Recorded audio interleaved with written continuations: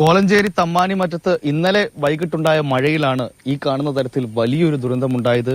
ഒരു വീടിന്റെ ഒരു ഭാഗത്തേക്ക് മണ്ണിടിഞ്ഞു വീണ് ഇത്രയധികം ഭീതിപ്പെടുത്തുന്ന ദൃശ്യങ്ങൾ നമുക്ക് ഇപ്പോൾ തന്നെ കാണാം. വീടിനോട് ചേർന്നുള്ള ഒരു തൊഴുത്തിന്റെ ഒരു ഭാഗത്തും മണ്ണിടിച്ചിലുണ്ടായി.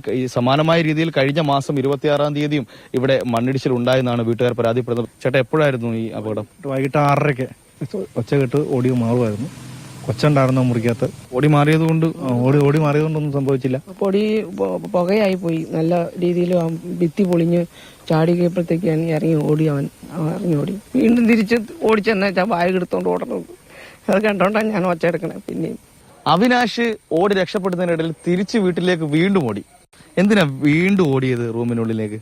സ്കൂൾ ബാഗ് എടുക്കാൻ ഓടി. അതെന്തേ? സ്കൂളിൽ പോയി ബാഗ് ഉണ്ട്. വേറെ ഒന്നും എടുക്കാൻ തോന്നിയില്ല? ഫോൺ എടുത്തു. പേടിയായില്ലേ രണ്ടാമത് വീണ്ടും ഓടിപ്പോയപ്പോ? ഇടിഞ്ഞ കഴിഞ്ഞപ്പോഴാ പോയത്.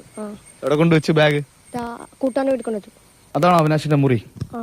ഇവിടെ മൊത്തം മണ്ണായല്ലോ. ബാഗ് എവിടെ ഇരുന്നതാ? ഇവിടെ ഒരു കസേര ഉണ്ടായിരുന്നു. കസേര ഇപ്പൊ അങ്ങോട്ട് മാറ്റി.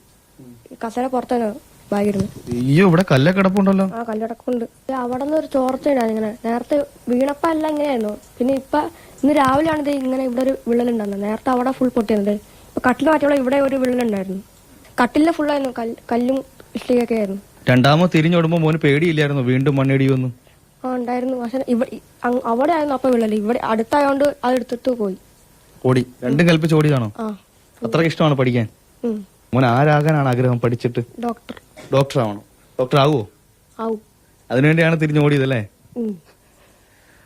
അവിനാശിന് ഡോക്ടർ ആകാനാണ് ആഗ്രഹം. ആ ദുരന്ത മുഖത്ത് നിൽക്കുമ്പോഴും മറ്റ് സാധനങ്ങളൊന്നും എടുക്കാതെ അവൻ തിരിഞ്ഞോടിയത് അവന്റെ സ്കൂൾ ബാഗ് എടുക്കാനാണ്.